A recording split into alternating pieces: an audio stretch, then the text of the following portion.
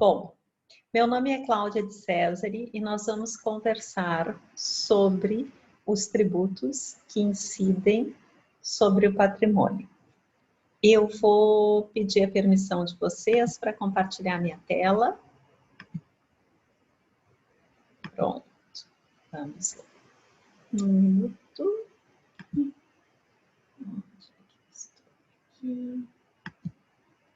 Muito bem, vamos começar então. Essa apresentação, ela busca refletir um pouco sobre por que é tão importante que a gente tribute o patrimônio. Bom, nós vamos dividir essa nossa videoclasse em 4 momentos.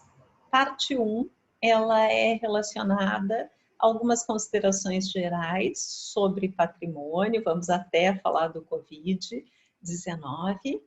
Num segundo momento, nós vamos conversar sobre a estrutura legal para a incidência dos tributos sobre o patrimônio no Brasil, falar algumas características básicas destes tributos. Num terceiro momento, nós vamos rapidamente ver o desempenho desses tributos como fonte de receita. E, finalmente, vamos reservar a parte final da nossa videoclasse para falar sobre avanços preponderantes em relação a esses importantes instrumentos que seriam inerentes para o seu fortalecimento e também para aumentar a equidade com a qual esses tributos são instituídos. Vamos começar, então, pela parte 1. Covid é uma doença um pouco estranha, né? Ela começou de uma forma elitizada, afetando os viajantes internacionais. Mas, bem lá no início, já era muito óbvio, pelas características da doença, onde é que nós iríamos parar, né? Ou seja, quais seriam as classes da população que seriam mais afetadas pelo Covid. E essas classes da população mais afetadas pelo Covid, elas estão diretamente relacionadas à situação de patrimônio desses indivíduos, dessas pessoas. Por exemplo, né, quanto por cento da nossa população vive em favelas, vive sem qualquer condição mínima em termos, qualquer condição sanitária mínima aceitável. Trazer aqui alguns dados, né? Existem mais de 3 pessoas por dormitório em 6% dos nossos domicílios. Nós temos condições inadequadas de esgoto sanitário em 30% dos nossos domicílios. 35 milhões de brasileiros não têm acesso à água tratada. Existem mais de 13 milhões em situações de extrema pobreza. Essas pessoas, elas são expostas a todas essas condições inadequadas de habitação e são também expostas a condições inadequadas em termos de transporte. Durante o Covid, a gente falou muito de trabalho remoto e eu venho trabalhando remotamente. Acredito que vocês também estão assistindo às aulas remotamente. Mas, para determinado perfil de trabalhador, não existe trabalho remoto, não existe a diarista remota, não existe o pedreiro remoto, não existe o auxiliar de pedreiro remoto.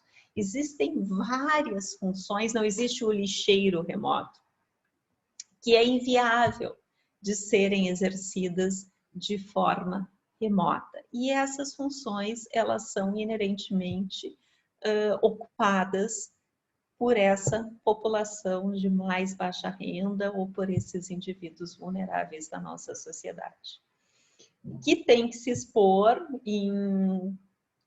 a condições inadequadas de transporte para chegar no seu local de trabalho, que é algo inerente para que tenham alguma renda.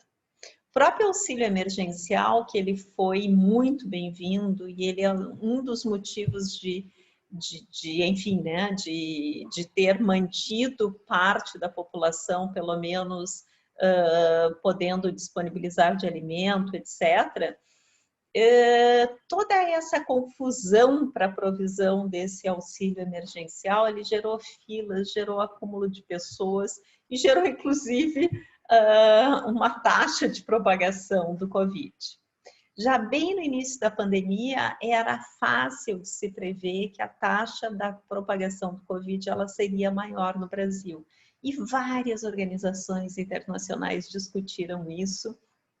Tem um trabalho do Imperial College em London, que era bem no início da pandemia e já identificava que a nossa taxa de transmissão era maior do que a dos demais países. Bom, o que mais? Vamos falar então da política de combate ao Covid, que na ausência de uma vacina ou de uma medicação própria, adequada e eficaz contra o Covid, a política utilizada foi a máxima do fique em casa, né? Do isolamento social. Isso nos deu uma oportunidade muito grande de reflexão no Brasil.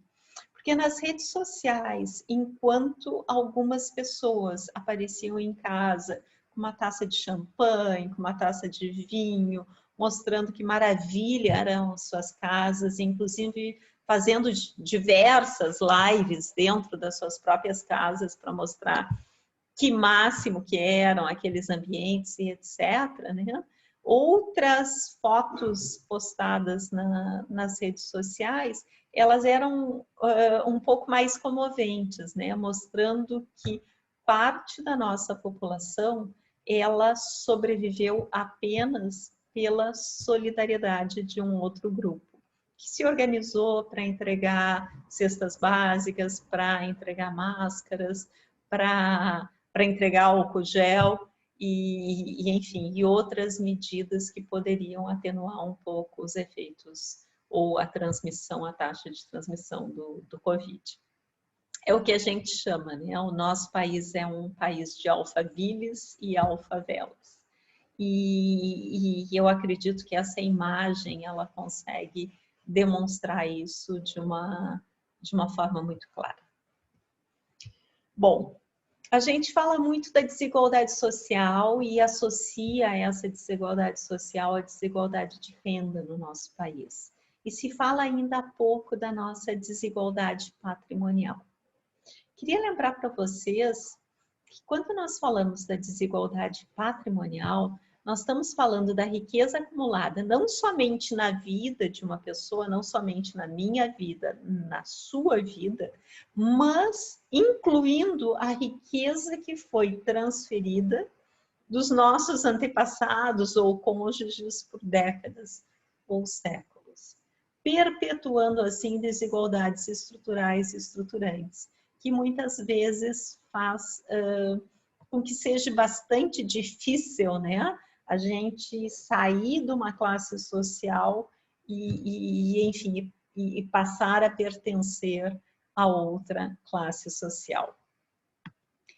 Quando a gente fala da desigualdade de renda, mesmo as pessoas na pior situação de vulnerabilidade, que seriam os moradores de rua, bem ou mal eles conseguem ter alguma renda. Eles podem pedir, eles podem pegar, eles podem fazer um determinado trabalho e acabar obtendo alguma renda. Mas em termos de patrimônio, eles são zerados. Então, a grande diferença entre os moradores de rua e o homem mais rico do Brasil é o patrimônio, não é a renda. A renda tem uma desigualdade muito grande, tem, mas a desigualdade do patrimônio, ela é muito maior. Quando nós estamos falando de patrimônio, nós estamos falando de bens imóveis, que tipicamente eles, diria que eles seriam a maior parcela do patrimônio, pelo menos para a maior parte dos indivíduos. Estamos falando também de bens móveis. Estamos falando de carros, estamos falando de embarcações, estamos falando de aeronaves, estamos falando de semoventes, obras de arte, joias, ouro, etc. E estamos falando também de riqueza financeira, o que eu tenho acumulado na minha poupança, o que eu tenho acumulado nos meus investimentos ou em ações. Bom, falando um pouco sobre esse tema, eu gostaria de lembrar de Henry George. Henry George, ele escreveu em 1879 um livro chamado Progresso e Pobreza. E nesse livro ele se questionava muito por que o progresso gerava tanta pobreza. E ele concluiu que era em função da injustiça sobre a propriedade privada. Naquela época, a propriedade era fundamentalmente propriedade em terra ou em construção, ou essa era a forma mais forte, mais intensa de propriedade. E a forma que ele propôs para termos uma sociedade mais justa foi a aplicação de um imposto único sobre o valor da terra, ou seja, excluir todos os outros tributos e ter um imposto único sobre o valor da terra para compensar a injustiça causada pela propriedade privada para financiar os bens públicos, né? A atuação do setor público. Doebel também identificou e discutiu muito que a propriedade, principalmente a propriedade territorial, que ela era muito mais concentrada, que ela é muito mais concentrada do que a propriedade de renda. E alegou que a propriedade territorial foi originada pela riqueza e posição social, e que em países em desenvolvimento, esse tipo de investimento ele acabou sendo especialmente atrativo. Por quê? Porque era protegido da inflação, que em muitos de nossos países foi elevadíssima, a Argentina continua sendo. Brasil lutamos muito para reduzir a inflação, e que também era um tipo de investimento sujeito a menos arbitrariedades do governo. Dificilmente um governo democrático ele iria interferir de uma forma mais forte na propriedade da terra, na propriedade de bens imóveis. Para medir a concentração de renda, nós temos um índice super conhecido que é o Gini, que é o índice tipicamente utilizado para medir a concentração de renda. Para medir a concentração de propriedade, nós não temos apenas a carência do indicador, mas nós também não temos os dados oficiais muito transparentes sobre a desigualdade patrimonial. Então, sem dúvida, esse é um aspecto que nós temos que evoluir. Para não deixar esse economista completamente esquecido, né, vamos mencionar um pouquinho o Piketty, que tem um grande mérito de trazer ou de retrazer para a pauta a desigualdade do patrimônio. Então, ele consegue trazer a desigualdade do patrimônio para o centro do debate e focar muito nessa questão da propriedade privada. Em outras palavras, o que eu quero dizer para vocês? Existem fortes indícios de que a desigualdade patrimonial ela supera em muito a desigualdade da renda. E a gente tem que ficar atentos para isso. Tem um microestudo, uma microanálise com uma amostra absolutamente particular, específica, etc., que foi desenvolvido pelo André Calixtre, do IPEA, pesquisador do IPEA.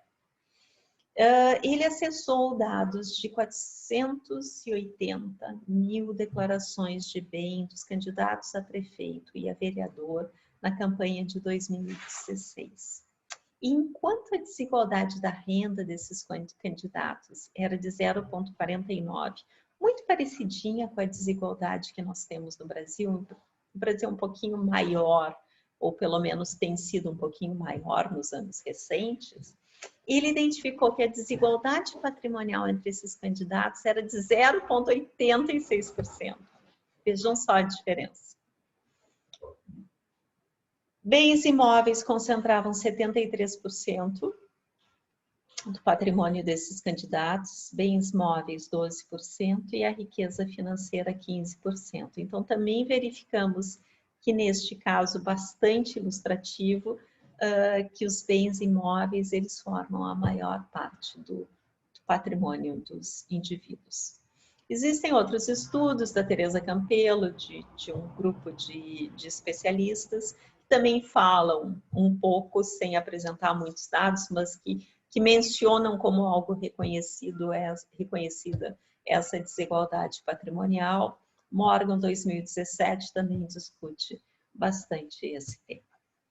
Aqui existe uma outra evidência, deixa eu mudar a minha foto aqui um pouquinho para não atrapalhar vocês, sobre os rendimentos tributáveis e o patrimônio, dividindo os contribuintes em 3 classes. A primeira classe seriam declarantes cuja renda é de até 5 salários mínimos.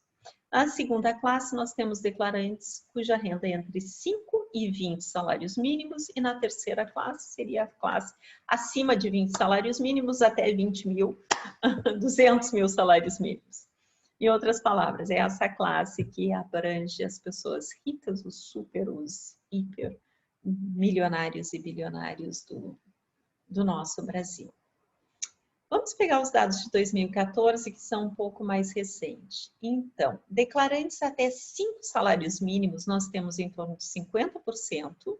Eles concentram 21% dos rendimentos tributáveis e concentram apenas 15%, 14,9% do patrimônio.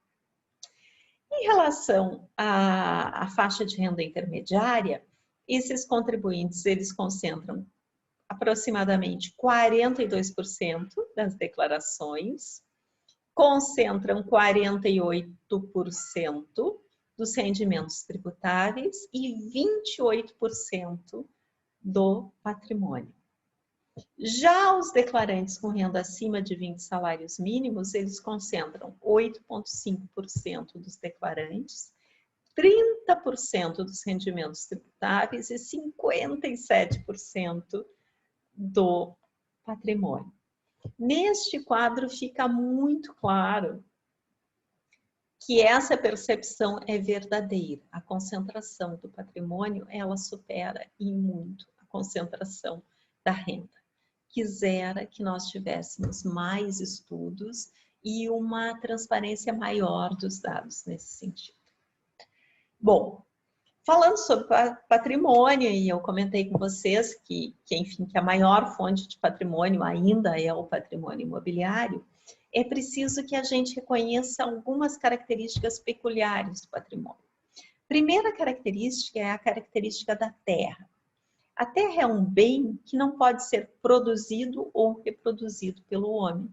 Por quê? Porque é um bem natural, certo? Eu não posso, porque é atrativo construir em determinados bairros, produzir mais terra, porque lá eu vou lucrar mais em termos de empreendimentos imobiliários. Não, a terra é um bem natural, a sua oferta é fixa.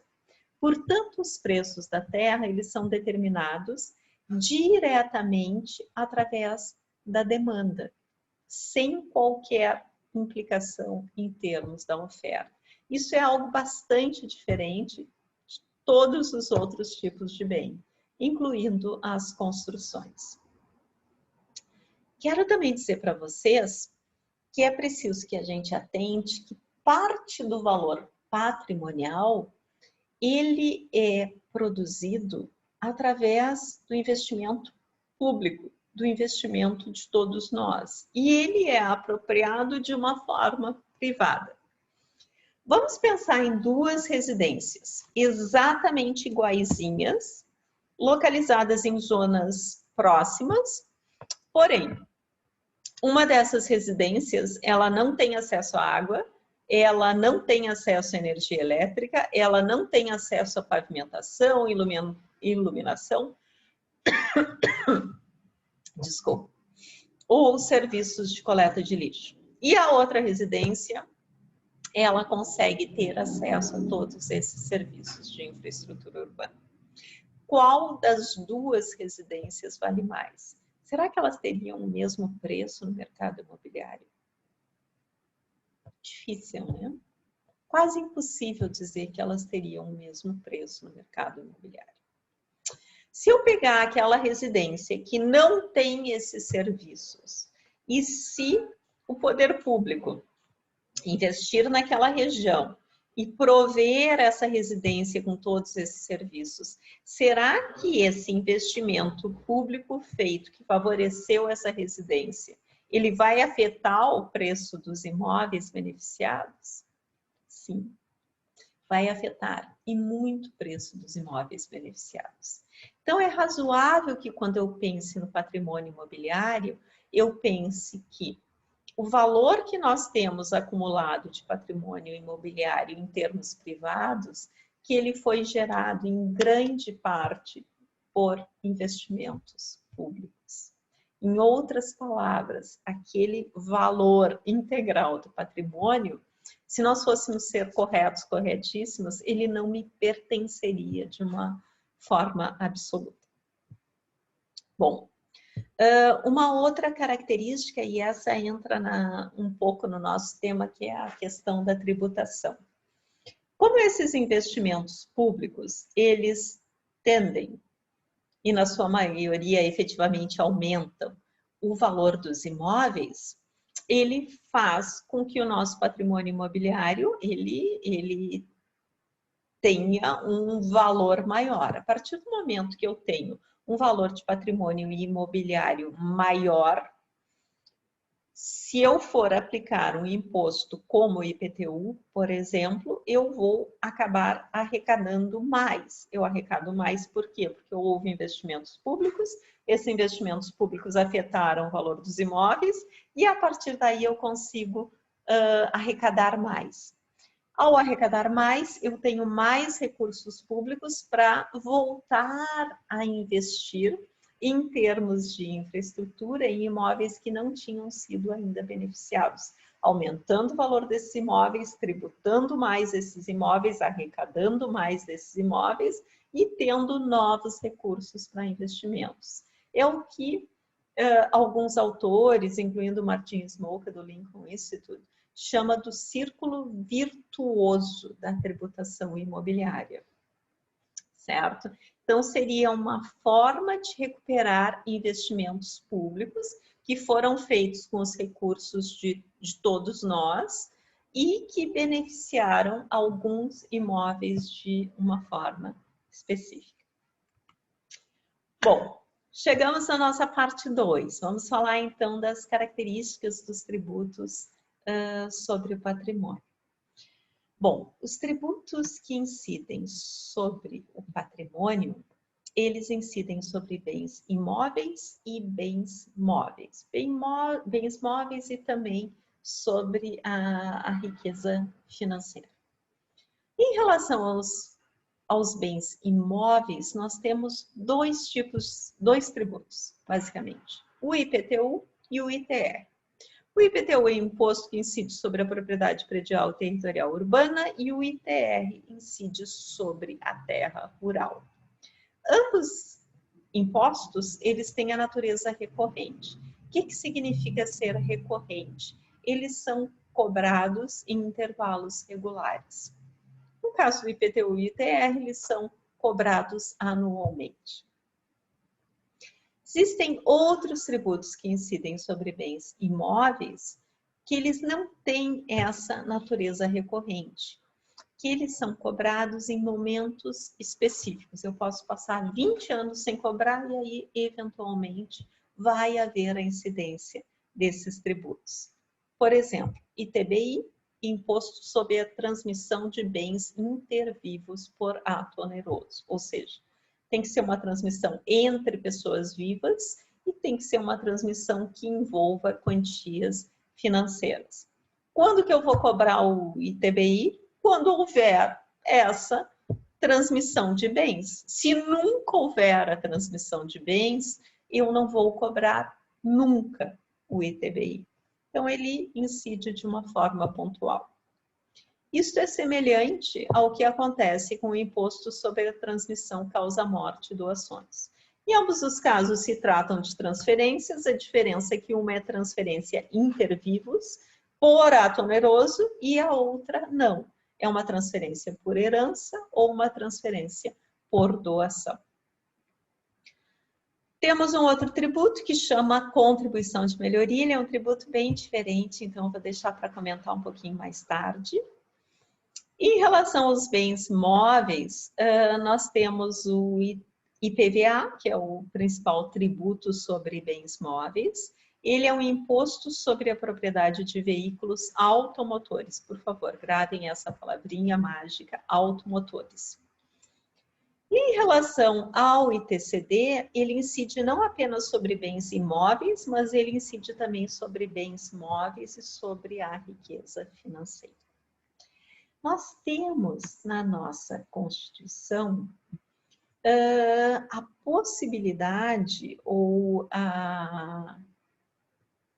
como eu posso dizer, a competência para instituir, por intermédio da União, um imposto que é o IGF, Imposto sobre Grandes Fortunas. Atualmente está um pouco em moda a gente chamar imposto aos super ricos e etc.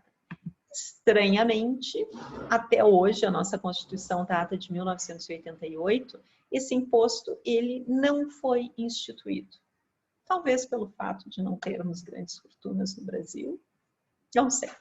Mas enfim, seja como for, é um imposto que está previsto na nossa Constituição e dos 7 impostos previstos, casualmente ele é o único que não foi instituído.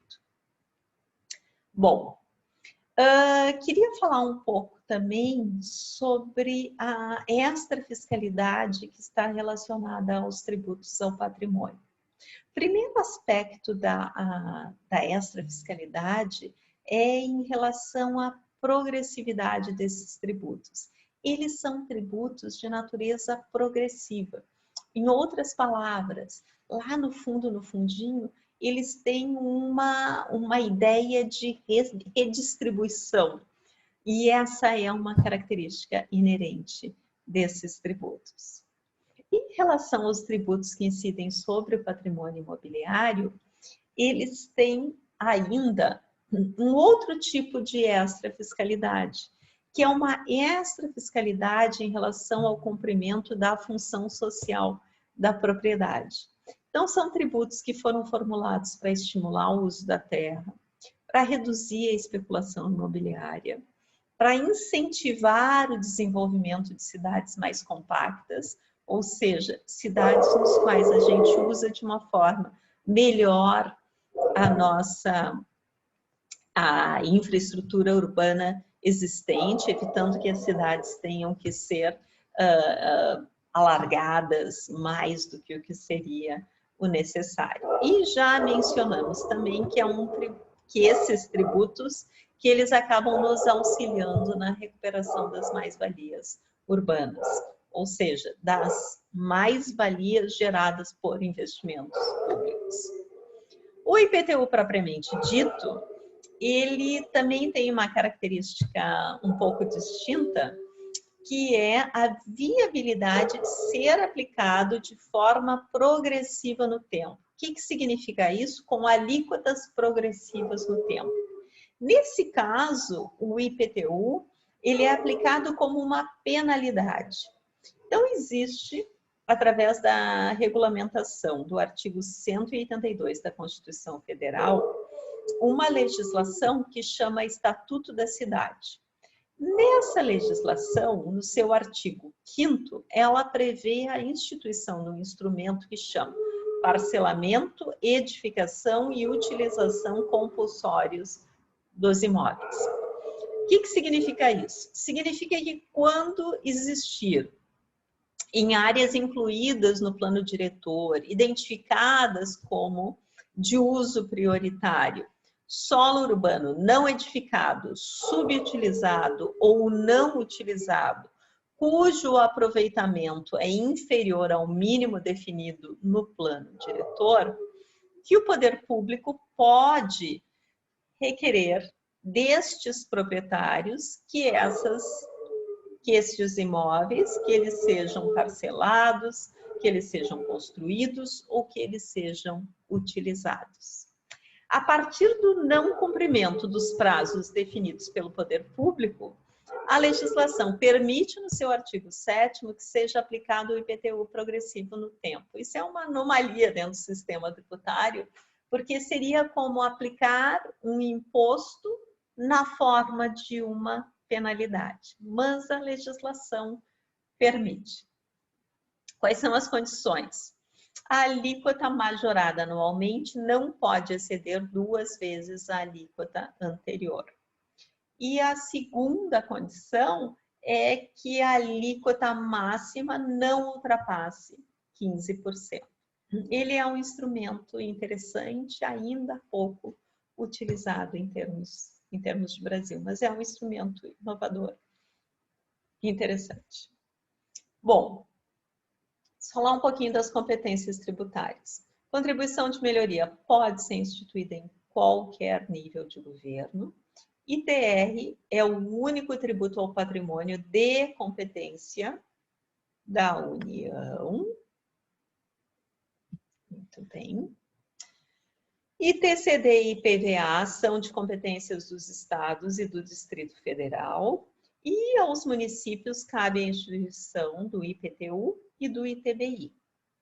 Através da emenda número 42 de 2003, foi autorizado que o governo federal, através de convênios, pudesse transferir aos municípios a fiscalização e cobrança do ITR.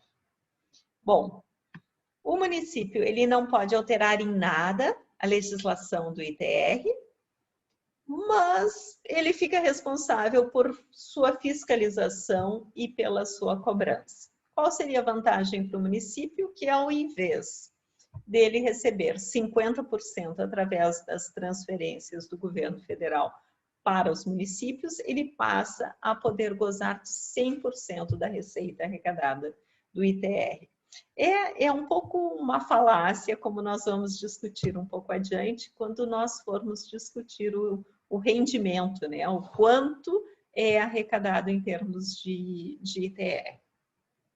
Mas, em 2017, essa alternativa, esses consórcios, esses convênios, desculpem, eles tinham sido instituídos por 2.100 municípios. É um número razoável de municípios.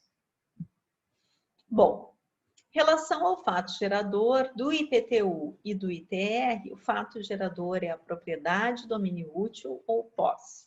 No caso do IPTU, de bem por natureza, terra ou acessão física, construções, localizado em zona urbana do município. No caso do ITR, como nós tributamos apenas a parte territorial, o imposto não incide sobre as construções, o seu fato gerador é propriedade, domínio útil ou posse, por natureza, terra, de bem localizado fora da zona urbana do município. É importante que a gente esclareça qual é a posse que é tributada. A posse tributada é o que nós chamamos de posse mansa, é aquela posse sem contestação e sem violência. E também uma posse velha que seria caracterizada por 1 ano e 1 dia, no caso dos dois tributos. O IPVA, ressaltando, tributa as propriedades dos veículos automotores. ITBI e ITCD tributam a transmissão e já comentamos, né? Um tributa concessões, transmissões onerosas, o outro tributa transmissões não onerosas. Um tributa transmissão inerentemente entre vivos, que é o caso do ITBI. Muito bem. Se alguma vez na vida vocês tiveram aquele sonho de comprar um jatinho, um pequeno iate, ou mesmo embarcaçãozinha, aqui no Brasil é a oportunidade de adquirir esses bens sem pagar tributo algum. Porque o IPVA exclui da sua base de incidência embarcações, aeronaves e outros bens utilizados assim para a realização das atividades essenciais das pessoas. Então, como nós somos brasileiros, é a nossa oportunidade de adquirir esse tipo de bens. Bom, vamos falar um pouquinho agora da base de cálculo destes tributos. Me posicionei. Se nós lermos toda a descrição da base de cálculo desses tributos, nós vamos verificar que todos eles são relacionados ao valor da propriedade. Certo? Valor venal, no caso do ITR, valor da terra nua. Nos demais casos, a palavra valor venal, que é o valor de venda, que é o valor de mercado, está expressa em termos da base legal que definiu a base de cálculo para a cobrança desses tributos. E, de fato, tinha que ser o valor, né? É o valor que espelha o quanto nós somos ricos ou mais ricos ou menos ricos em termos do nosso patrimônio. Existe muita racionalidade em relação à base de cálculo ser o valor do bem.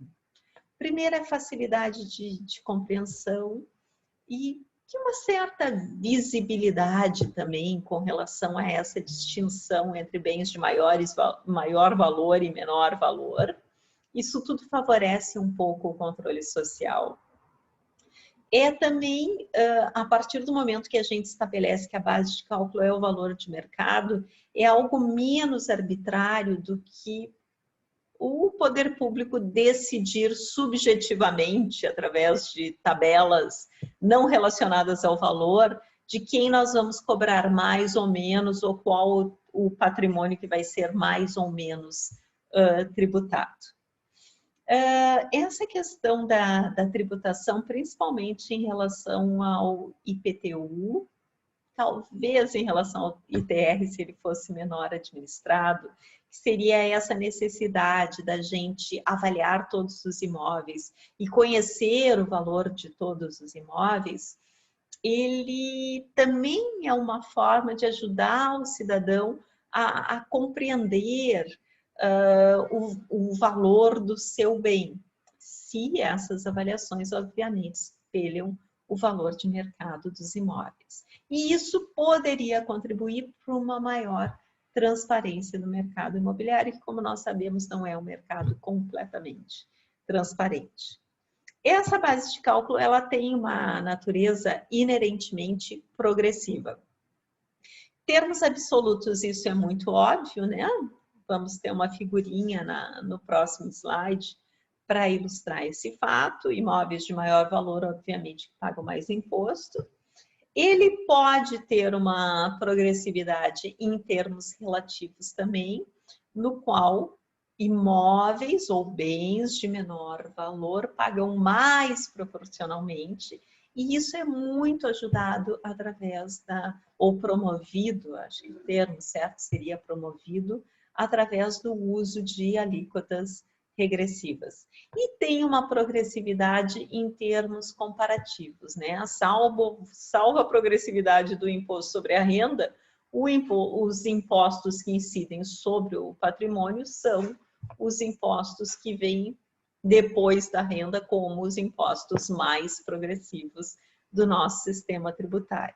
Se nós pensarmos naquela explicação anterior em relação à progressividade patrimonial ser maior do que a progressividade da renda, obviamente que esses impostos talvez sejam mais progressivos ainda do que os impostos sobre a renda, se nós considerarmos renda e patrimônio de uma forma integral.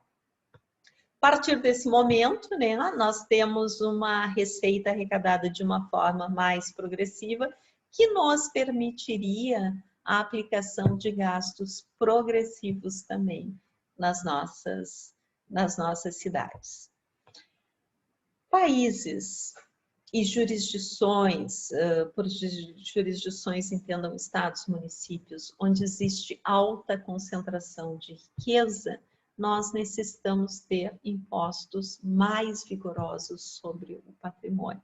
Essa seria a lógica. Se eu tenho uma sociedade muito igual, não é tão importante, certo? Mas se eu tenho uma sociedade muito desigual, esses tributos, eles adquirem uma relevância enorme.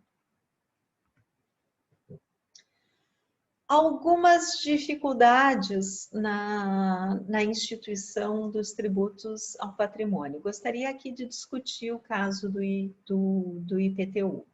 Então, o IPTU, através da súmula 160 de 1996 do STJ, o STJ definiu que as atualizações na base de cálculo do imposto, isso é muito lógico, né? Os imóveis, eles vão mudando de preço ao longo do tempo. Então, de tempos em tempos, eu tenho que reavaliar esses imóveis para que eu consiga manter a equidade do sistema. Bem, a súmula 160, ela veio decidir que uma vez o poder público executivo municipal avalie os imóveis para fins de IPTU, que esses trabalhos deveriam ser submetidos às câmaras de vereadores. Em outras palavras, esse valor só poderia ser aplicado para o lançamento do imposto se fosse aprovado por lei. Em outras palavras, eu não poderia instituir estas reavaliações por decreto ou instrução normativa. A base pela qual o STJ interpretou essa anomalia foi o artigo 97 do Código Tributário Nacional. Estranhamente, esse é um artigo genérico que não se refere ao IPTU e que, se essa interpretação estivesse correta, todos os demais tributos, a alteração da base de cálculo de todos os demais tributos deveria ser feita por lei. E, obviamente, que não é, né? O IPTU é o bode expiatório nesse tema. É importante que a gente perceba a saia justa que essa súmula nos coloca, né? Nós passamos a ter um controle político sobre o lançamento de um dos nossos principais impostos sobre o patrimônio, que seria sobre a atividade de avaliação dos imóveis, que é uma atividade inerentemente técnica. Como eu posso ter um controle político sobre estimar o valor dos imóveis? Seria como se nós fôssemos calcular um coeficiente de segurança de uma laje ou de uma coluna de concreto e nós fôssemos expor essa pauta a uma decisão do Poder Legislativo. Não é possível.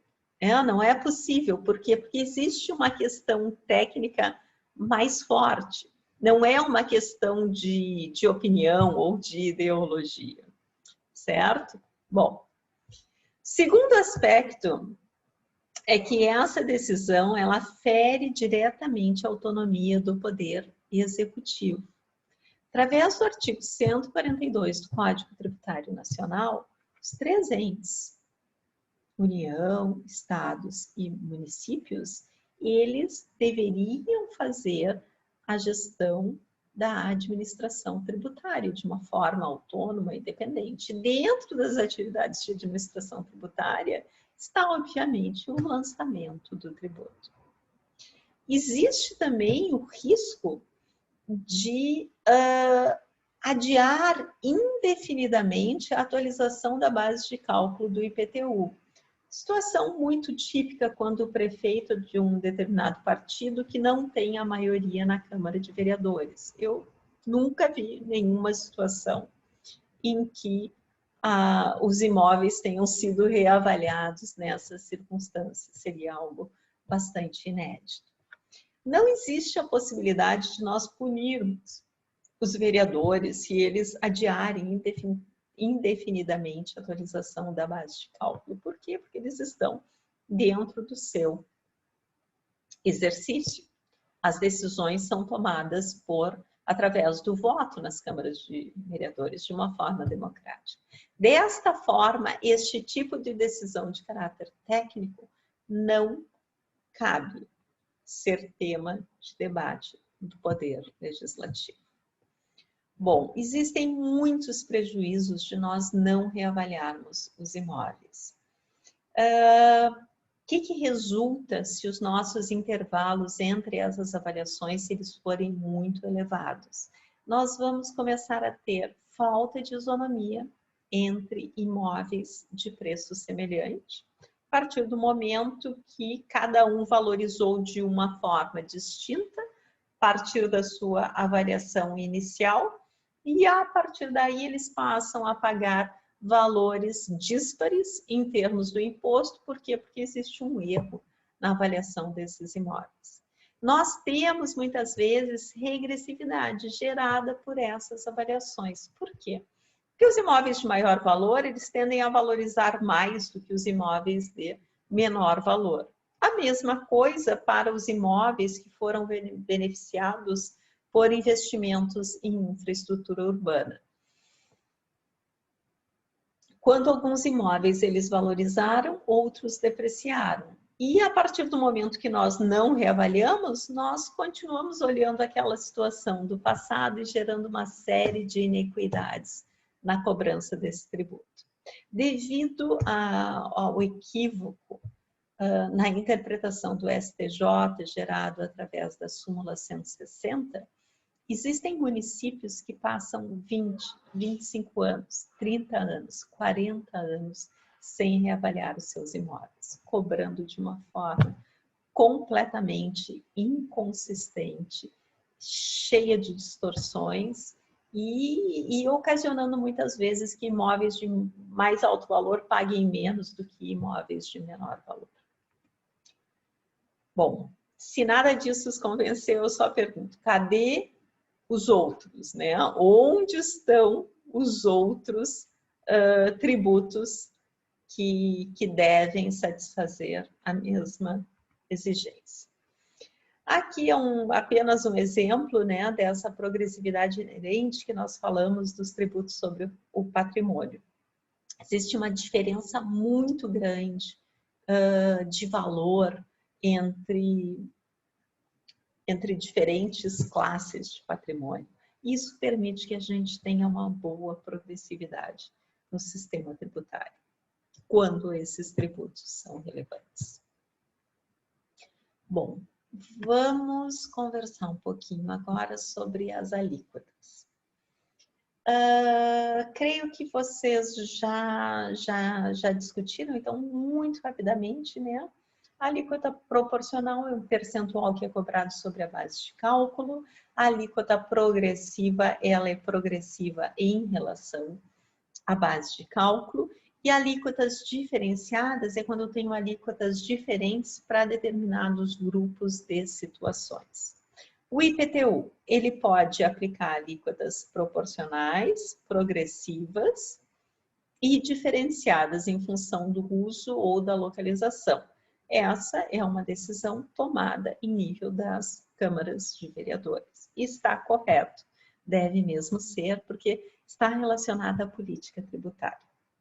ITBI pode cobrar alíquotas proporcionais, não pode cobrar alíquotas progressivas. Existe uma súmula nesse sentido também do STJ, e pode cobrar alíquotas diferenciadas, desde que elas não reflitam algum tipo de progressividade. O caso mais comum é de ter alíquotas diferentes para a parcela do imóvel que é paga com recursos do sistema financeiro da habitação, em geral uma alíquota menor, em relação à parcela do imóvel que é paga com recursos diretos do comprador. O ITCD pode ser proporcional, pode ser progressivo e pode ser diferenciado em função do tipo ou do parentesco. O Senado fixou uma alíquota máxima de 8% para a transmissão de heranças e doações. Em relação ao IPVA, nós podemos ter alíquotas proporcionais, não podemos ter alíquotas progressivas e podemos ter alíquotas diferenciadas em função do tipo ou do uso. Aqui é interessante a gente perceber, tem o trabalho do Pedro Humberto Carvalho, também do IPEA, de 2018, que ele identifica que 40% das famílias mais pobres, que representam 7% dos contribuintes do IPVA, comprometem 2,7% da sua renda anual com o pagamento deste imposto. Em contraste, 1% das famílias mais ricas, que representam 86% dos contribuintes do IPVA, comprometem apenas 0,56%. Essa análise talvez seja um bom indicativo da gente repensar se não seria bastante importante ter alíquotas progressivas para a incidência do IPVA. Bom, em relação ao ITR, o ITR é um imposto que deve ser progressivo, de acordo com a Constituição Federal, e que ele foi desenhado, formulado para desestimular a manutenção de propriedades improdutivas. A progressividade dele ele não é uma progressividade muito comum em termos de alíquotas, não é uma progressividade em razão da base de cálculo. E eu, honestamente, não considero isso progressividade, considero isso diferenciação. Mas a lei chama de alíquotas progressivas, então vamos adotar a mesma nomenclatura. As alíquotas do ITR, então, são progressivas em função da área do imóvel e do grau de utilização. De tal forma que áreas menores, com um maior grau de utilização, elas têm alíquotas menores. Áreas maiores, mais subutilizadas, teriam alíquotas maiores. A menor alíquota do ITR, que é a mais utilizada, obviamente, pelos seus declarantes, é de 0,03%. Isso é praticamente uma isenção, né? Dizer não pague o ITR, não precisa pagar nada, porque a alíquota é tão reduzida, né, que é muito próxima de zero. Já a maior alíquota do ITR, que é paga por ninguém, é de 20%, que seria uma alíquota absolutamente confiscatória. Bom, importante comentar também, acho que foi uma reportagem do jornal Globo, Valor, não me lembro bem, mas quem explora muito bem esse tema é também o Pedro Carvalho, que o ITR é um imposto de R$10, que a maioria dos contribuintes, como ele é um imposto por homologação, recolhe R$10, porque seria o valor mínimo. Então, isso está diretamente relacionado com o fato do ITR gerar tão pouco de receita. Vamos em frente. Termos de imunidades eu não vou comentar, são as mesmas imunidades que já foram comentadas pelos outros professores. Em termos de isenções, salvo no caso do ITR, que é uma legislação nacional, as isenções são estabelecidas para o IPVA e para o ITCD em nível dos estados e para o IPTU e ITBI em nível dos municípios, das câmaras de vereadores. O ITR tem uma série de áreas que não são tributáveis, tem casos de não incidência e ainda tem uma grande lista de isenções. Em outras palavras, como eu tinha comentado para vocês, a gente, poucos contribuintes, poucas famílias pagam o ITR. E quem paga, em geral, paga R$10. Termos de lançamento, IPVA IPTU é um lançamento de ofício, ou seja, é algo lançado diretamente pelo fisco. ITBI e ITCD, existe a declaração do contribuinte, mas essa declaração é revisada pelo fisco. E aí sim é feito o lançamento tributário. Então, eu posso declarar que eu comprei um imóvel por R$100 mil e o fisco estima que eu paguei R$1 milhão. E eu tenho que pagar com base em R$1 milhão ou provar de alguma forma que o meu imóvel vale apenas R$100 mil, certo? Bom, no caso do ITBI, dependendo do município, existem diferentes formas com que o valor venal é calculado. Em alguns casos, é utilizado o mesmo valor do IPTU. Em outros casos, é utilizada uma relação do valor com o IPTU, em geral, um valor venal maior do que o que é utilizado para o cálculo do IPTU, deixa o contribuinte um pouco zonzo, né? Afinal, os dois tributos são instituídos pelo mesmo ente, que é o município, e dependendo do tributo, há um valor distinto para o mesmo imóvel. Bom, eles podem ser estimados também caso a caso, através de avaliações muito expeditas, né? Realizadas em nível individual, e em alguns casos é utilizado também o valor que é declarado pelo contribuinte. Essa não é a situação ideal, porque podem existir, obviamente, casos de subdeclaração. O caso do ITR, como eu havia mencionado anteriormente, é um imposto que é lançado por homologação. É um auto de lançamento por homologação. O que significa isso? O contribuinte, ele faz a sua declaração, essa declaração é recebida pela União e o imposto é pago pelo contribuinte conforme a sua declaração. Eventualmente, a União pode ou não fiscalizar aquela declaração, estilo imposto de renda, mais ou menos isso.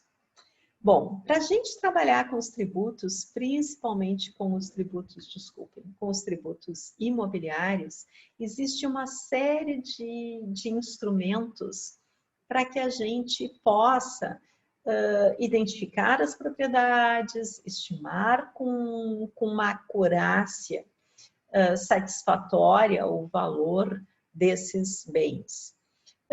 Nós não vamos aqui discutir em profundidade, mas eu gostaria que algumas palavrinhas ficassem na mente de vocês, né? Formulação de um cadastro territorial, que inclui também as construções, preocupação com o cadastramento dos imóveis informais, que se torna um grande desafio para o setor público.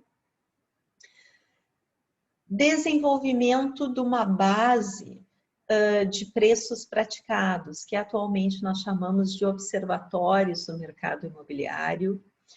Desenvolvimento dos modelos de avaliação de imóveis, e aí nós temos dois tipos de modelo: avaliações individuais, quando eu estou avaliando um determinado imóvel, e avaliação em massa, que é um processo mais genérico de avaliação dos imóveis, que responde à necessidade de avaliar um grande número de imóveis numa mesma data. Seriam situações típicas do IPTU, ITR, mas que também podem ajudar nas avaliações desenvolvidas para fins de ITBI e ITCD. Todos esses aspectos, eles dependem muito da capacidade institucional. Então, são atividades relativamente complexas e que o poder público, ele tem que estar preparado para a realização dessas atividades. A cidade é dinâmica, ela vai mudando e se transformando a cada minuto, e o valor dos imóveis, como eu contei para vocês, ele também vai mudando pelas preferências do usuário, por investimentos públicos que são realizados, por obsolescência dos imóveis. Enfim, existem N elementos que acabam intervindo interferindo, influenciando a formação do valor dos imóveis. Contribuição de melhoria, ele é um tributo um pouco diferente, né? Ele é um tributo que ele tem uma destinação específica e ele é cobrado apenas quando é realizada uma obra pelo poder público. Aquela obra, ela tem necessariamente que beneficiar um grupo de imóveis. Quando eu digo beneficiar, é gerar uma valorização imobiliária neste grupo de imóveis. E aí é permitido que a gente cobre, que o poder público estabeleça essa contribuição de melhoria. Existem vários detalhes na sua aplicação, eu coloquei aqui alguns desses detalhes. Se vocês tiverem dúvida em relação a eles, podemos discutir nas nossas próximas interações. Bom, chegamos à parte 3 da nossa apresentação. Vamos falar da importância dos tributos imobiliários como fonte de receita. Normalmente eu diria para vocês, enfim, eu mostraria para vocês apenas a minha preocupação com a baixa importância desses tributos imobiliários como fonte de receita. Mas, olhando o gráfico e os dados, a gente tem que admitir que houve sim uma evolução na importância desses tributos como fonte de receita. De 2000 a 2019, praticamente um espaço, um período de 20 anos, a carga tributária se manteve praticamente inalterada. E a importância dos tributos ao patrimônio, desculpem, como fonte de receitas, ela aumentou em torno de 50%. Discutíamos muito, assim, falávamos muito mal, inclusive, do fato do IPVA dele ser um imposto mais importante em termos de receita do que do IPTU. Ou seja, pagamos mais pelo nosso carro do que nós pagamos em relação à nossa casa. Tem algo errado aí nessa equação. Isso pode ser visualizado por aquelas duas linhas, a linha cinza e a linha azul escuro. Então, por um prazo de praticamente 15 anos ali, o IPVA, de fato, ele teve uma importância maior do que a importância do IPTU. E no ano 2017, 2018, finalmente o IPTU ele começa a ultrapassar o IPVA em termos de importância. Então, podemos dizer que também estamos num momento positivo em relação a esse fato. Se nós pegarmos cada tributo de uma forma individualizada, os tributos que mais cresceram foram o ITBI e o ITCD, nesses últimos 20 anos. O ITCD mais ainda do que o ITBI. Só que o ITCD, ele começou lá em 2000, né? Começou na época da nossa Constituição, 88, coisa e tal, mas em 2000 a sua arrecadação era de apenas 0,03% do PIB. Era uma arrecadação muito pequena. E ainda hoje, nós arrecadamos apenas 0,12% do PIB.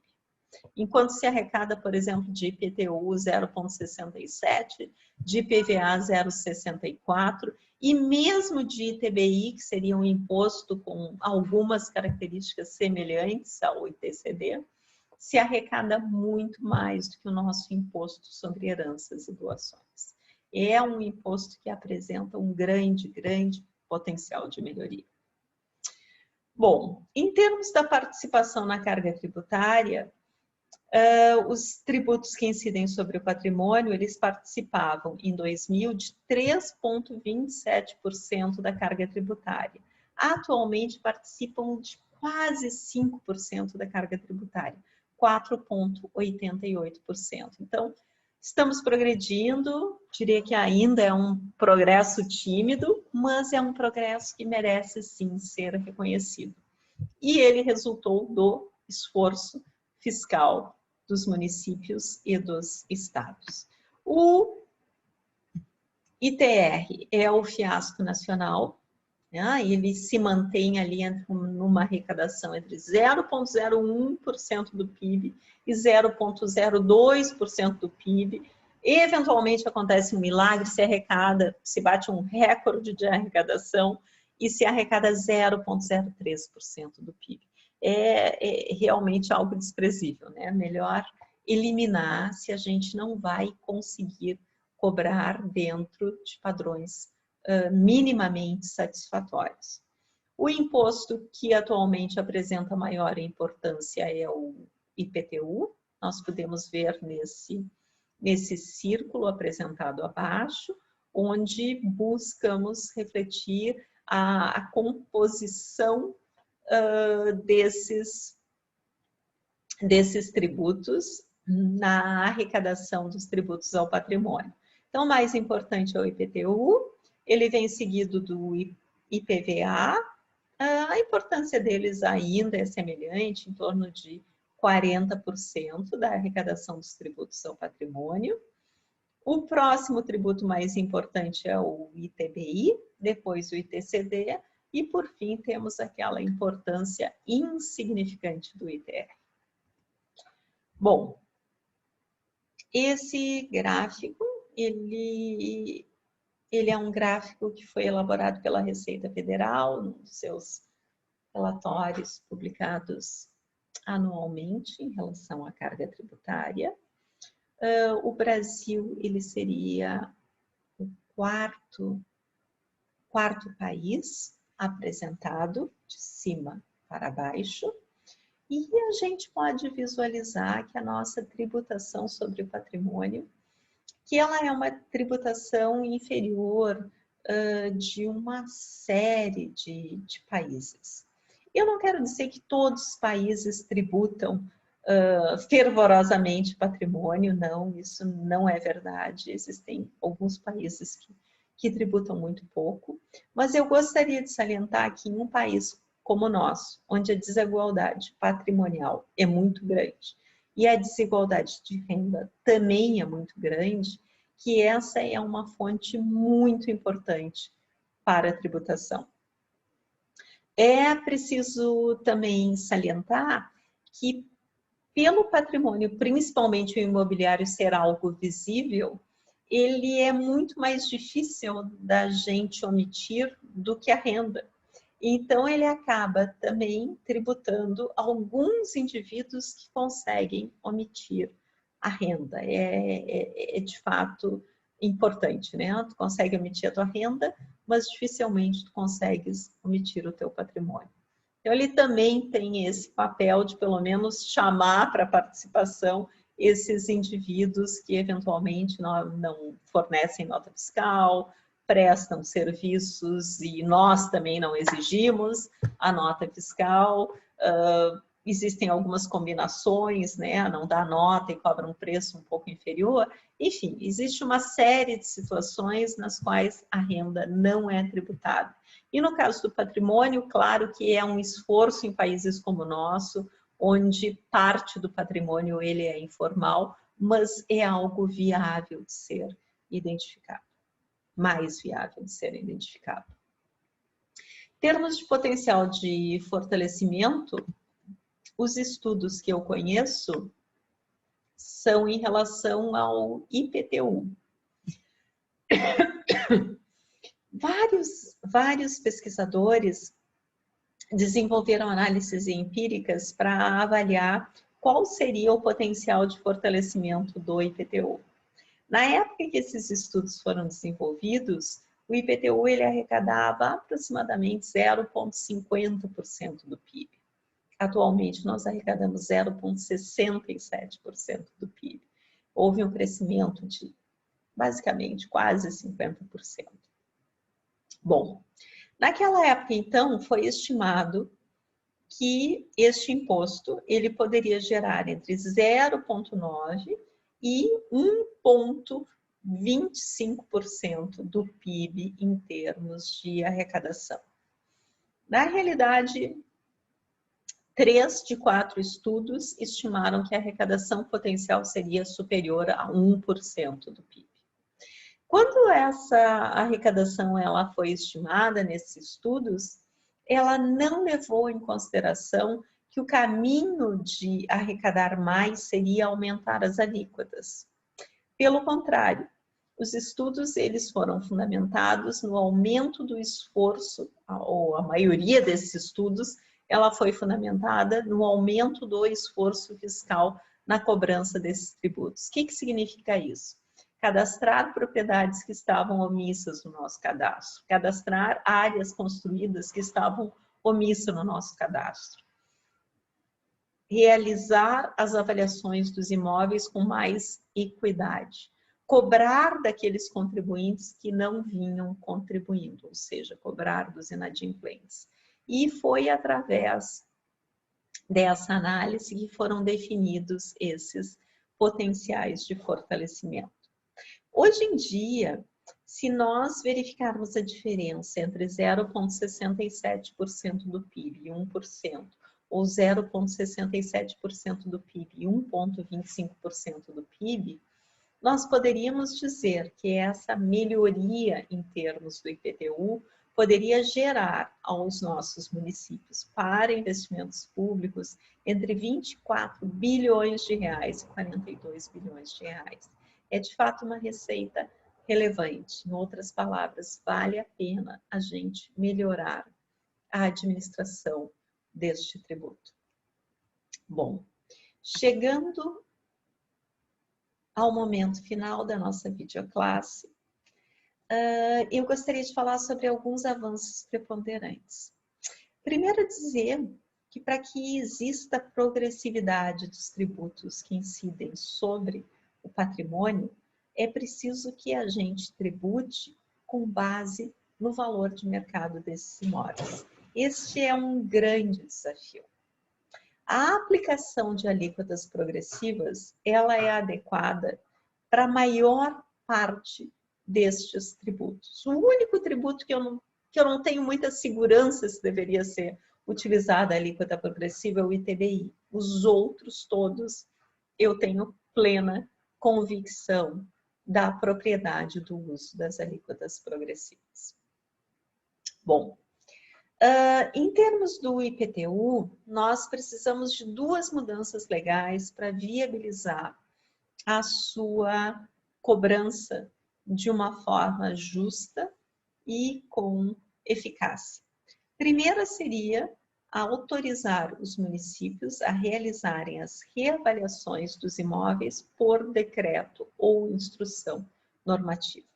E a segunda grande mudança seria estabelecer prazos máximos de 4 anos entre as reavaliações dos imóveis. Ou seja, uma vez a cada mandato do Poder Executivo, seria realizada uma reavaliação de imóveis. Eu acho que essa seria a forma mais adequada de não comprometer ou de não colocar um peso político tão grande nessa atividade de reavaliação dos imóveis, que é inerente para a equidade desse tributo. Em relação ao ITR e IPVA, a sugestão seria efetivamente ter alíquotas progressivas, que atualmente esses tributos não são instituídos com alíquotas progressivas. No caso do ITR, nós teríamos que efetivamente tributar a terra rural. Atualmente no Brasil, a gente pode dizer com bastante certeza que a terra rural ela não é tributada. Arrecadar 0,02% do PIB é não tributar a terra rural. Sugiro também a transferência de competência, não para a fiscalização, mas para a instituição deste tributo aos municípios.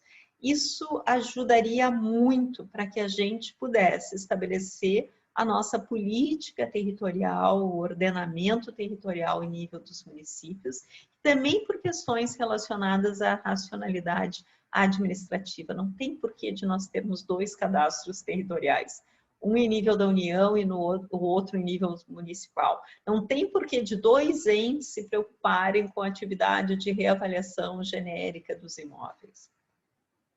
Bom, e o último ponto seria que o lançamento de forma semelhante ao IPTU fosse realizado de ofício. ao invés de ser um lançamento por homologação. O IPVA seria imprescindível por uma questão de respeito aos contribuintes que nós incluíssemos no fato gerador a propriedade de embarcações e aeronaves. A turma do Deixa Disso às vezes vem com algumas manifestações que um número muito reduzido de indivíduos possuem embarcações, aeronaves, jatinhos, etc., e que isso não geraria uma receita relevante. Mas, independente da receita gerada, que eu até acredito que seja uma receita relevante, existe um fator que ele é mais forte do que a receita gerada, que é uma questão de moralidade. Nós não podemos cobrar de um carro dirigido por um motorista de Uber que utiliza, enfim, né, esse carro para geração de renda, para conseguir ter um emprego, uma atividade, e nós cobramos o IPVA desse carro, mas não cobramos o IPVA de um super empresário que tem um jatinho para evitar congestionamento, ou de um iate, ou enfim, né? ou de bens semelhantes. Então, existe mais do que essa questão de geração de receita, existe uma questão de moralidade relacionada à modificação do fato gerador da incidência do IPVA. Em relação ao ITBI, é preciso ampliar o seu uso como uma fonte de informações. O ITBI ela é a principal base sobre preços praticados. Ela não é uma base perfeita, ela é uma base que exige uma calibração, que exige um filtro, mas ela é a melhor forma de nós criarmos os nossos observatórios de valores. Em relação ao ITCD, eu acredito que a baixa arrecadação, em parte, é relacionada com problemas nas avaliações dos bens. Então, nós temos que investir fortemente em melhorar a expertise em termos de avaliação em nível dos estados e criar os observatórios do mercado imobiliário. Os estados deveriam ser os protagonistas, trazendo os municípios para participarem da criação de um observatório de mercado imobiliário que todos pudessem acessar e que fosse algo construído com redução de custos do que cada município ter o seu observatório. Então, acho que essa seria uma função bem interessante para os estados. Em termos do imposto sobre grandes fortunas, ele incide sobre a riqueza líquida. Nós temos no Brasil 206 bilionários e praticamente 260 mil milionários. Então, acho que cabe a instituição de um imposto sobre grandes fortunas. Existem algumas estimativas, uma é feita pelo Nascimento em 2016, que estima que o imposto poderia nos render 0,24% do PIB, não é algo desprezível. E a outra estimativa é do Pedro Humberto Carvalho, do IPEA, que estima, dentro de determinados critérios, que esse imposto poderia render em torno de 0,5% do PIB, melhor ainda. Mas, de toda forma, este imposto deveria estar na pauta da nossa reforma tributária, assim como as demais transformações. Eu encerro a nossa videoclasse por aqui. Agradeço imensamente a participação de vocês e sugiro que vocês acessem a nossa plataforma e escutem uma musiquinha que eu deixei na nossa semana de aula, que eu acho que ela é muito boa para a nossa reflexão. Muito obrigada.